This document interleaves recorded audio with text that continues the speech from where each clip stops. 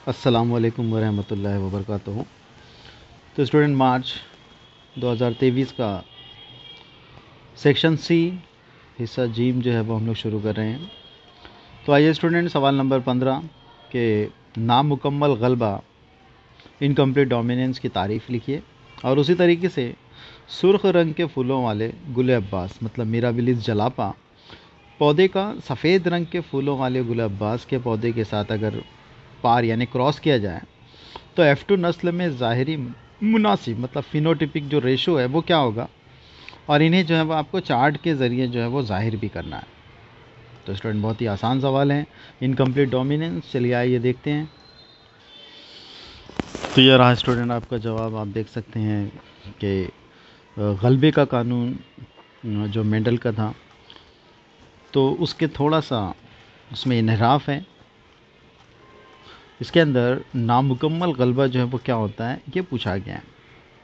तो याद रखें स्टूडेंट कि गलबे का कानून अगर आपको पता है कि अगर हम लोगों ने टॉल लंबे पौधों को बौने कद के पौधों के साथ अगर क्रॉस किया तो F1 जनरेशन में हम लोगों को सारे के सारे पौधे जो है वो टॉल मिलते हैं। तो असल में स्टूडेंट यही लॉ ऑफ डोमिनेंस है। लेकिन यहाँ पर नामुकम्मल इनकम्प्लीट डोमिनेंस में इसका जो रिज़ल्ट होगा, नतीजा जो होगा वो ये होगा कि अगर हम लोग एलिलोमॉर्फिक जोड़ी को अगर हम लोग क्रॉस करते हैं तो इसमें क्या होगा कि आपको जो जीन है वो अपने आप को जो ज़ाहिर करेंगे वो ज़ाहिर जो है वो कैसा होगा, जुज़वी तौर पे होगा। अब इसको समझने के लिए आपको एक मिसाल जो है वो समझना होगा कि जो गुल अब्बास का जो पौधा है, यहाँ पे देखिए स्टूडेंट, गुल अब्बास मिराबिलिस जलापा का जो पौधा है, इसमें मिसाल दी हुई है कि अगर हमने सुर्ख पौधों को सफ़ेद फूल वाले पौधों के साथ अगर हम लोगों ने इसका इख्तिलात कराया, क्रॉस कराया, तो आपको बताना है कि भाई क्या होगा। तो मिसाल तो ये आपको दी गई है। तो मिसाल में स्टूडेंट याद रखेंगे लिखा हुआ है कि हम लोग इसे साबित कैसे करेंगे। तो आपको एक चार्ट के ज़रिए इसे साबित करना होगा। तो यहाँ देखिए, रेड कलर के फ्लावर्स हैं और वाइट कलर के फ्लावर्स हैं। हमने जो है वो रेड कलर के फ्लावर्स को कैपिटल आर माना और वाइट कलर के फ्लावर्स को स्मॉल आर। अब हम लोग स्टूडेंट इसके जवाजे अगर तैयार करें तो यहाँ से एक कैपिटल आर और यहाँ से एक स्मॉल आर आएगा, क्योंकि हमको क्रॉस कराना है। तो क्रॉस करने के लिए हमको इसके गैमिट्स, इसके जवाजे बनाने होंगे और ये जवाजे बनने के बाद ये बन जाएगा क्रॉस, जो कि कैपिटल आर स्मॉल आर। तो उसने बताया कि रेड कलर के फ्लावर्स को वाइट कलर के क्रॉस फ्लावर के साथ अगर क्रॉस किया जाए तो इनसे बनने वाला जो F1 जनरेशन होगा उसमें सारे के सारे जो फूल होंगे वो पिंक कलर के होंगे। तो ये आपको बताना होगा। ये हुआ उसका F1 जनरेशन। लेकिन आपको सवाल में पूछा गया है कि F2 नस्ल में ज़ाहिरी जो रेशो है, जो तनासुब है, फिनोटिपिक रेशो, ये क्या होगा। तो आपको स्टूडेंट F2 निकालना होगा। तो F2 के लिए हम लोग क्या करेंगे, इसको F1 को F1 के साथ क्रॉस करेंगे, मतलब इसे कहा जाएगा सेल्फिंग ऑफ F1 जनरेशन। तो यहाँ पे capital R small R, capital R small R, ये आपके पास F1 जनरेशन है। अब आपने इसके जवाजे तैयार कर लिए, कैपिटल आर और स्मॉल आर, इधर भी कैपिटल आर स्मॉल आर, ये दोनों हो गया। अब आपको क्या करना है, इन दोनों को पुनेट स्क्वायर से आपको साबित करना है। तो आप पुनेट स्क्वायर बना लेंगे, या आप इसको एक जो है वो इसे आप मेल कंसीडर कर लें, इसे फीमेल कंसीडर कर लें। तो इस तरीके से आप इसे जो है वो डिवाइड कर लेंगे चार्ट में, और फिर हम लोग इसका जो है वो क्रॉस करेंगे। तो क्रॉसिंग में स्टूडेंट यहाँ पर देखें, क्रॉसिंग में आपके सामने बिल्कुल यहाँ पे जो है वो दिया हुआ है कि अगर हम लोगों ने कैपिटल आर को क्रॉस किया तो ये कैपिटल आर बॉक्स में आएगा। उसी तरीके से ये स्मॉल आर और ये कैपिटल आर, तो ये बनेगा कैपिटल आर स्मॉल आर। उसी तरीके से कैपिटल आर, ये स्मॉल आर, और फिर ये स्मॉल आर और ये भी स्मॉल आर। तो ये स्टूडेंट पूरे चार्ट का जो है ये आपका मुकम्मल हो जाएगा। लेकिन इसमें स्टूडेंट जो आपको जो इंटरफेरेंस लिखना है वो ये कि कैपिटल आर से वो रेड होगा, कैपिटल आर से पिंक होगा, सेम पिंक, और स्मॉल आर से वो फूल का कलर जो है वो वाइट होगा। तो इसमें स्टूडेंट आपको जो ज़ाहिरी जो तनासुब जो देना है, जो रेशो आपको देने हैं, वो रेशो यहाँ पे आपको लिख दिए गए कि भाई ज़ाहिरी तनासुब मतलब उसका फिनोटिपिक रेशो क्या होगा। तो आपको ये लिखना है कि फिनोटिपिक रेशो मतलब जो ज़ाहिरी आपको दिखाई दे रहा है तो वो उसके कलर हैं। तो इस बॉक्स में कितने रेड, कितने पिंक और कितने वाइट हैं। तो आप देख सकते हैं कि रेशो में F2 जनरेशन में, आपका जो F2 जनरेशन है इसमें जो रेशो होगा रेड का 1 होगा, पिंक का 2 होगा और वाइट का 1 होगा। तो इस तरह आपका रेशो हो जाएगा 1:2:1। ये रहा स्टूडेंट आपका जवाब। सवाल नंबर 16 स्टूडेंट के दर्ज झेल नुकात के मुताबिक सिंपैथेटिक और पैरासिम्पैथेटिक असबी निज़ाम ये दोनों में फ़र्क लिखना है। तो स्टूडेंट इसमें प्री पोस्ट गैंग्लियनिक जो नर्व फाइबर्स हैं और उसके बाद इफ़ेक्ट ऑन हार्ट बीट ये लिखा हुआ है। तो ये दोनों में फ़र्क जो है वो हम लोग देखते हैं। तो ये रहा स्टूडेंट वो पेज जिस पे आपको आंसर जो है वो मिल जाएगा। स्टूडेंट आपको आंसर बताने का मतलब ये भी है कि आप किस टॉपिक को कितना समझ कर पढ़ते हैं और कितना आंसर आप लिख सकते हैं। तो आपका अंडरस्टैंडिंग जो है यहाँ पर मायने रखता है। आप यहाँ पर देखिए कि किस तरीके से सवाल आपको पूछा गया है कि सिंपैथेटिक और पैरासिम्पैथेटिक इसमें जो फ़र्क लिखना है। फ़र्क आपको दे दिया गया है कि फ़र्क आपको प्री और पोस्ट गैंग्लियनिक जो नर्व फाइबर्स हैं इसके ऊपर लिखना है। तो यहाँ स्टूडेंट देखिए सबसे पहले सिंपैथेटिक नर्वस सिस्टम है ना, तो उसमें अगर आप देखें यहाँ पे पैरासिम्पैथेटिक में देखो यहाँ पे लिखा हुआ है ना कि इसमें जो है वो प्री गैंग्लियनिक एस्पिरेशन जो है वो छोटे और पोस्ट गैंग्लियनिक एस्पिरेशन जो है वो लंबे होते हैं सिंपैथेटिक में। उसी तरीके से स्टूडेंट यहाँ पर उसका जो फ़र्क है वो भी लिखा हुआ है कि पैरासिम्पैथेटिक में आपको प्री गैंग्लियनिक आसाब लंबे और पोस्ट गैंग्लियनिक आसाब जो है वो छोटे दिखाई देंगे। ये पहला फ़र्क हो गया। दूसरा फ़र्क स्टूडेंट आप देखें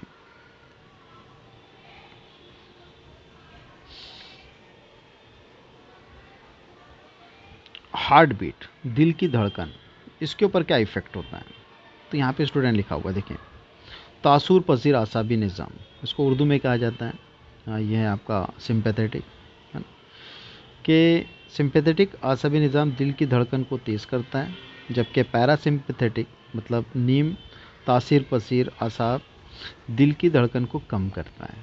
तो बस स्टूडेंट आपको इतना जवाब जो है वो लिखना है। तो आप देख सकते हैं स्टूडेंट अलग अलग सवाल अलग अलग अंदाज से जो है वो पूछे जा रहे हैं। उसी तरीके से स्टूडेंट उसके बाद ये भी पूछा जा सकता है कि जो पेशाब का मसाना है यूरिनरी ब्लैडर, उसको भी आपको अगर एक्सप्लेन करने आया तो सिंपैथेटिक जो है वो उसके सिकुड़ने को रोकता है और ये जो है वो उसके सिकुड़ने को तहरीक देता है। तो ये फ़र्क है।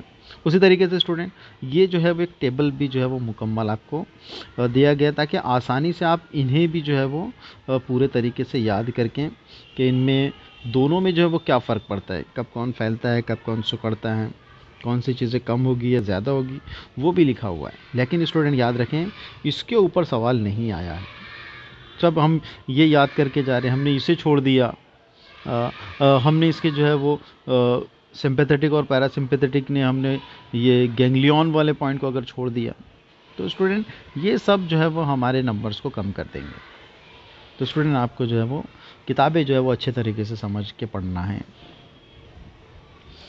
तो ये रहा स्टूडेंट इसके बाद का जो जवाब है कि वजह बयान कीजिए कि तमाम नखाई आसाब स्पाइनल नर्व्स मतलूफ जो मखलूत किस्म मिक्स्ड किस्म के होते हैं।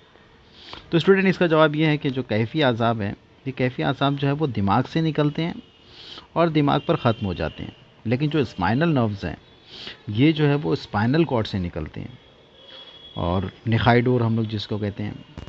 तो निखाई डोर से निकलेंगे, इसके 31 जोड़े जो है वो शामिल हैं। मखलूत आसाब में इन्हें गिना जाता है। इसकी वजह ये कि उनकी जगह जो है वो आपको अलग अलग दिखाई देगी। जैसे कि यहाँ पे आप टेबल में देख सकते हैं गर्दन, सीना, मैदा, कूल्हा, दुम। तो ये सारे जो स्टूडेंट यहाँ पर आपको पॉइंट दिए गए है ना कि उनका मुकाम और उनका आगाज़ जो है वो कहाँ से होगा, तो ये पूरे जिस्म में जो है वो फैले हुए हैं।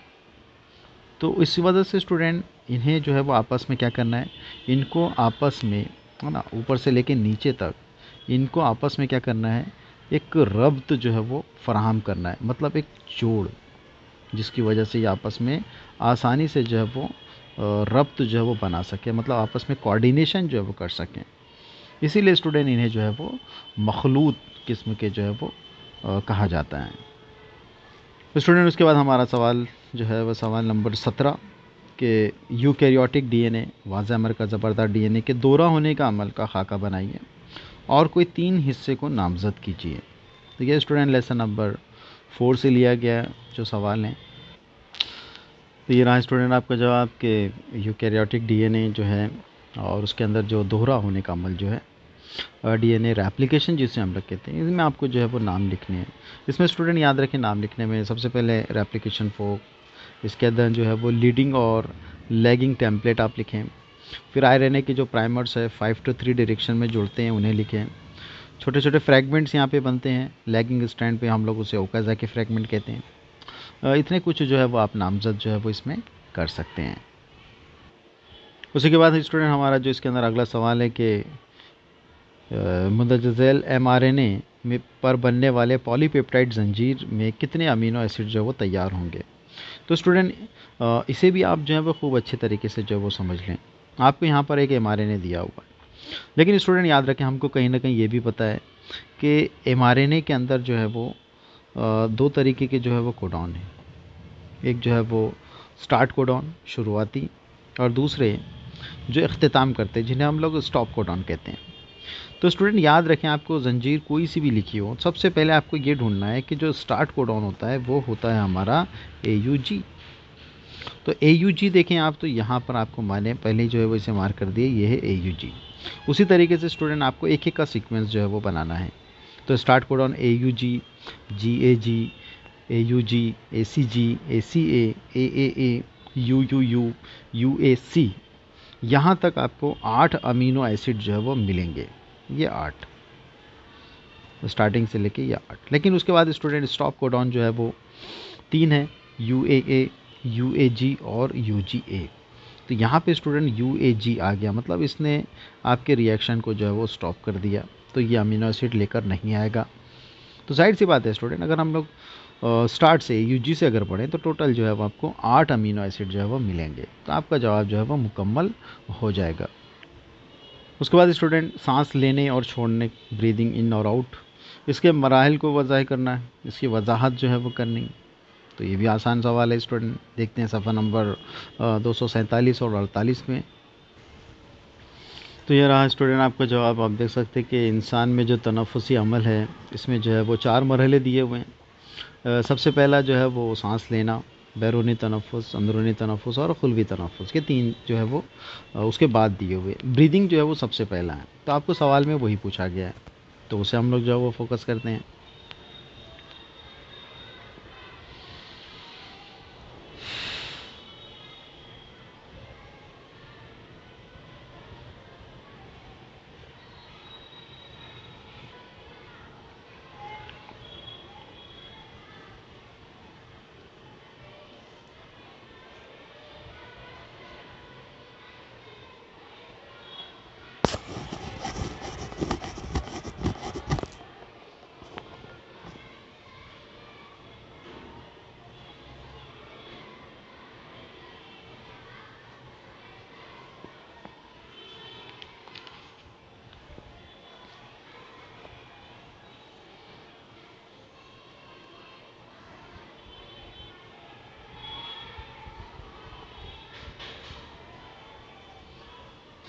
तो मनवा खेज़ी का ये अमल स्टूडेंट याद रखें कि ये जो है वो मनवा खेज़ी जो है वो फोतो के जरसूमी सरहलमी से जो नरजवाजी हैं, है ना, इस नरजवाजी को बनाने का जो मरहला है ना, तो इसे जो है वो स्पर्मेटोज़ोआ की तैयारी का अमल कहा जाता है, मतलब स्पर्मेटोजेनेसिस।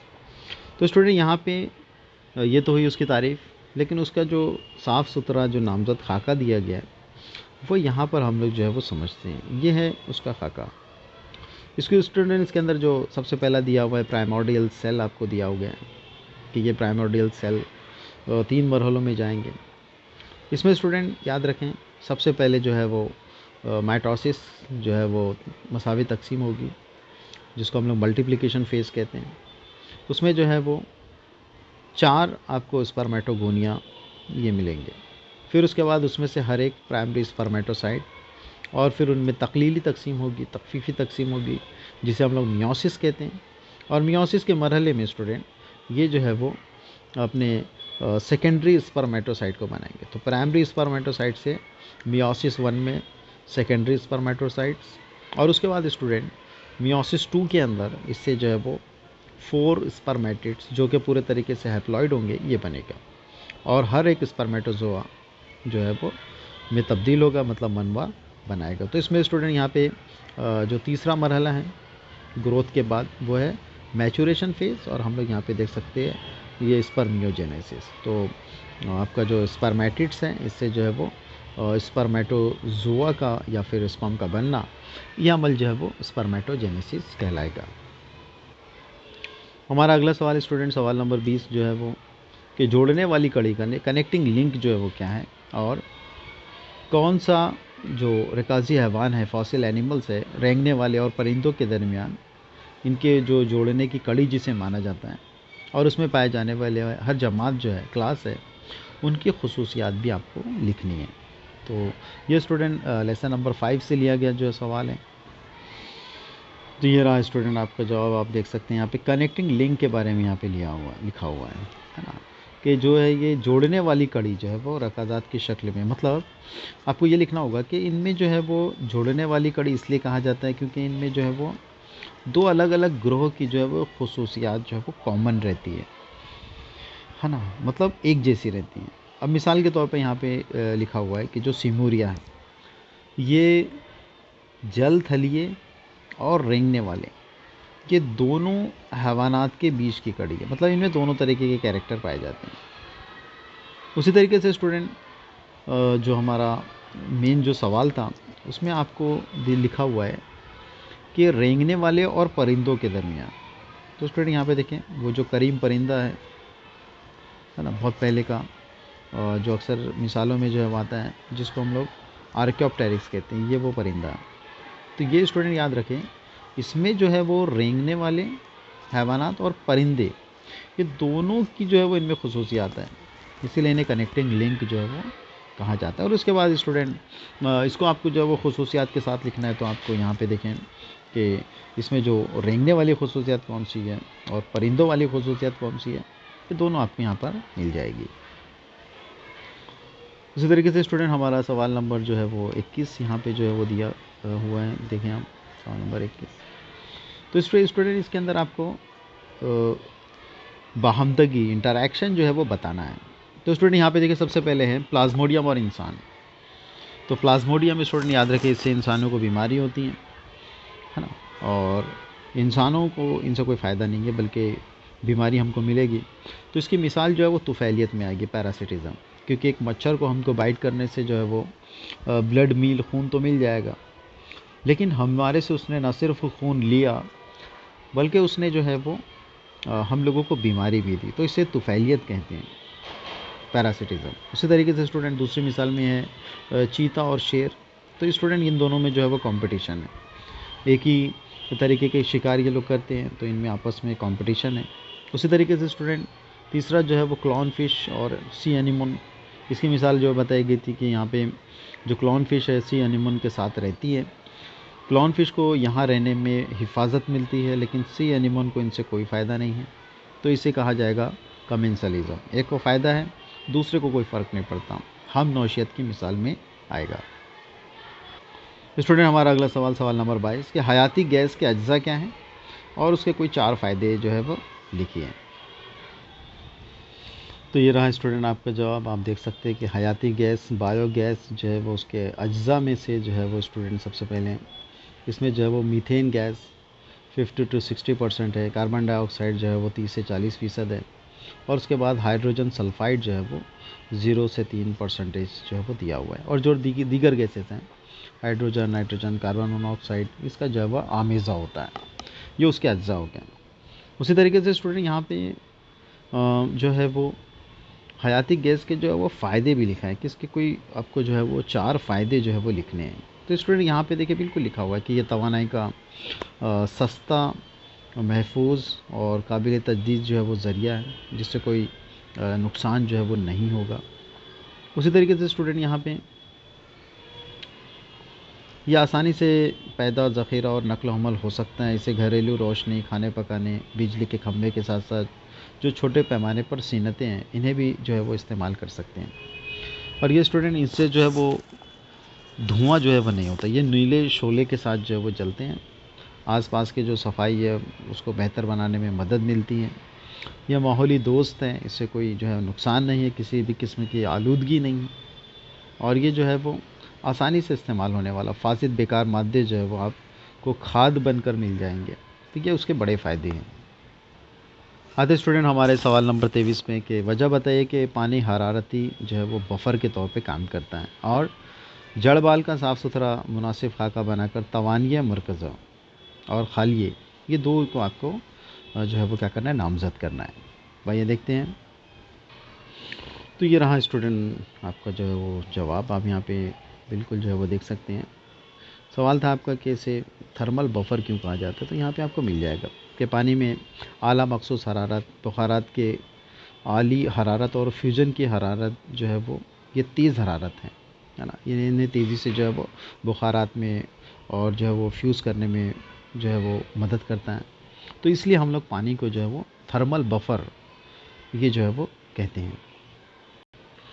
और उसी के बाद स्टूडेंट अगला सवाल जो था कि जड़बाल का जो नामज़द जो है वो खाका तवानिया, मतलब इसके अंदर आपको जो है वो माइटोकॉन्ड्रिया, ये डायग्राम बनाने के बाद आपको माइटोकॉन्ड्रिया, उसके बाद जो है वो मरकज़ा और उसके बाद जो है वो खालिया वैक्यूल, ये तीन को आपको जो है वो ख़ास तौर से आपको नामज़द करना था। तो इस तरीके से आपका सवाल नंबर 23 जो है वो मुकम्मल हो जाएगा। आते स्टूडेंट सवाल नंबर 24 की तरफ कि बी लिम्फोसाइट के ज़रिए पैदा होने वाले आज़ाद ज़िद अजसाम फ्री एंटीबॉडीज़ के 3 अहम अफ़ाल, इनकी वजाहत कीजिए। तो स्टूडेंट ये रहा हमारा लिम्फोसाइट का जो क्वेश्चन है ना, इसमें जो है वो बी लिम्फोसाइट और टी लिम्फोसाइट, इस पर जो है अलग अलग जो है वो क्वेश्चंस जो है वो पूछे जाते हैं। बी बर्सल लिम्फोसाइट और जो टी जो है वो थैमस जो है वो लिम्फोसाइट, मतलब जो है वो बर्सल और थाइमस, ये जो है वो बी और टी जो है वो रिप्रेजेंट करते हैं, है ना। तो स्टूडेंट इसके अंदर जो ज़िद अजसाम है, फ्री एंटीबॉडीज़ है, इसके अंदर आप देख सकते हैं कि इसमें antibody mediated immune system, cell mediated immune system, B lymphocyte के अंदर स्टूडेंट हेल्पर जो है वो हेल्पर टी सेल है, किलर कातिल टी खुलियात हैं, सप्रेसर है और याददाश्त वाली है। उसी तरीके से स्टूडेंट बी लिम्फोसाइट के अंदर भी जो है वो यहाँ पे दिया हुआ है कि बी लिम्फोसाइट की कार्रवाई किस तरीके से होगी, ये किस तरीके से जिससे जो है वो प्लाज्मा के खिलियों में ग्लाइकोप्रोटीन जो है वो तैयार करते हैं, जिन्हें जो है वो एंटीबॉडीज़ जो है वो कहा जाता है। और एंटीबॉडीज़ का काम हम लोगों को मालूम है कि ये हिफाजत जो है वो मुहैया करवाती हैं। आपके बॉडी के अंदर जो फॉरेन पार्टिकल्स अगर चले गए तो ये उन्हें ट्रैप करते हैं और मुदाफ़ती निज़ाम को जो है वो इन्हांस करते हैं, मुतहरिक करते हैं। तो स्टूडेंट इसके जो है बहुत सारे जो है वो अफ़ाल आपको जो है वो लिखने होंगे। इसके बाद स्टूडेंट सवाल नंबर 25 में आप देखें कि यहाँ पे आपको जो है वो जो बैज़क है, ओव्यूल है, उसकी ज़ीरा नली के दाखिले की शक्ल दी गई है। आपको इसके अंदर से पहचानना है कि कौन सा जो है वो एंट्री इसके अंदर जो वो दी गई है। तो यहाँ स्टूडेंट आप जो है वो बिल्कुल देख सकते हैं, सवाल जो है वो आपको लिख दिया जा चुका है। बिल्कुल आपके सामने जो है वो डायग्राम दी हुई है कि अगर जो है वो ज़ीरा नली में जो दाखिला अगर उसके सुराखचे से हो तो हम लोग उसे पोरोगैमी कहते हैं। अगर उसका दाखिला जो है वो चलाज़ा से हो तो हम लोग उसको चलाज़ोगैमी कहते हैं। और अगर ये दोनों जगह से ना जाते हुए वो अगर बीच में से जाए, इंटीग्यूमेट से जाए, तो हम लोग उसे मेज़ोगैमी जो है वो कहते हैं। उसी में स्टूडेंट कंटिन्यू किया गया है कि दोहरी बारावरी की अहमियत, इसका आपको बताना है कि दोहरी बारावरी की क्या अहमियत है। तो ये सवाल स्टूडेंट इसके पहले भी आ चुका है कि दोहरी बारावरी में जो है वो ये कनीक़ ख़ुसूसियात जो है वो बंद बीजा नबातात में जो है वो पाई जाती हैं, है ना। इसमें ये सूरत हाल बिल्कुल यकीनी होती हैं और अंदर जो है वो बीज की जो है वो मुकम्मल तैयारी होती है। दोहरा जख्ता तो यह तैयार होता है, जुनैन में तब्दील होता है, जिसकी वजह से एक नया पौधा तैयार होता है। और उसी तरीके से दोहरी बारावरी से जो है वो दरुत्तुख्म की जो है वो तैयारी होती है। तो स्टूडेंट इस तरीके से हम लोग इसके जवाब लिखेंगे। और इसमें एक और पॉइंट ये कि ये कसीर जुनैनी से बचने में मदद करता है, मतलब बीज में एक ही जुनैन की मौजूदगी बरकरार रखता है। उसी तरीके से स्टूडेंट सवाल नंबर 26 सेक्शन सी का सबसे आखिरी सवाल कि रासिख़ ग़ल्बियत के ज़िम्मेदार महरक का नाम बताएं। किसान को अपने जवार के खेत में से जो चौड़ी पत्तियों वाले बेकार पौधे को ख़त्म करना है, ज़ाया करना है, तो उसे कौन से प्लांट हार्मोन जो है वो आपको तजवीज़ करना है, और साइटोकाइनिन के कोई 2 इस्तेमाल आपको लिखने हैं। तो ये रहा स्टूडेंट आपका जवाब। सबसे पहले कि रासी गलबियत के लिए ज़िम्मेदार मुहर्रिक का नाम। तो बिल्कुल यहाँ पे आपको देखो जवाब में मिल जाएगा कि ज़्यादातर आला पौधों में बढ़ती हुई रासी कली बगली कलियों की नशोनुमा को रोकती हैं, तो उसके लिए जो ज़िम्मेदार मुहर्रिकाब है तो उसका आपको नाम लिखना होगा, वो है ऑक्सिन। उसी तरीके से स्टूडेंट जो दूसरा सवाल था कि जवार के खेत में जो है वो बेकार वीड्स के जो पौधे हैं उन्हें जो है आपको ख़त्म करना है, तो उसके लिए भी स्टूडेंट यहाँ पे देखो लिखा हुआ है कि मसनूई ऑक्सिन जो है वो इन्हें इस्तेमाल किया जाता है, जो कि क्या करते हैं कि यकदाला और दो दाला नबातात के जो घास फूस जो वीड्स है ये उन्हें ख़त्म कर देते हैं। तो इसका जवाब भी स्टूडेंट जो है वो ऑक्सिन ही होगा। उसके बाद स्टूडेंट आपका तीसरा सवाल बिल्कुल आसान है कि साइटोकाइनिन के कोई 2 इस्तेमालात ये जो है वो लिखिए। तो स्टूडेंट साइटोकाइनिन जो है वो ये रहा। तो साइटोकाइनिन के इस्तेमाल आपको जो है वो लिखने के इस्तेमाल के अंदर आप बिल्कुल यहाँ पर देख सकते हैं कि उसके इस्तेमाल ये होंगे कि हम लोग साइटोकाइनिन का इस्तेमाल जो है वो खुलिये की तौसीक के लिए, है ना, बैरूनी जो तफरीक है उसको काबू करने के लिए, टहनियों और कलियों की नशोनुमा, और उसके बाद जो है वो स्टूडेंट जो पौधों के अज़ा है उनमें जो है जो ज़ईफ़ी है ना, जो सेनेसेंस हैं उससे हम लोग जो है वो उसमें ताख़ीर जो है वो कर सकते हैं। और उसी तरीके से कैम्बियम इंटरफेसिकुलर कैम्बियम की तैयारी, उनके अंदर तोसी जो है वो की जा सकती है। ख़्वाबीदगी को जो है वो तोड़ा जा सकता है, और पौधों के अंदर जो है वो बीज की जो है वो उपज, इसमें जो है वो और भी फ़रोग़ हासिल होगा। तो स्टूडेंट इस तरीके से आप इसके कुछ नुकात जो है वो लिख सकते हैं।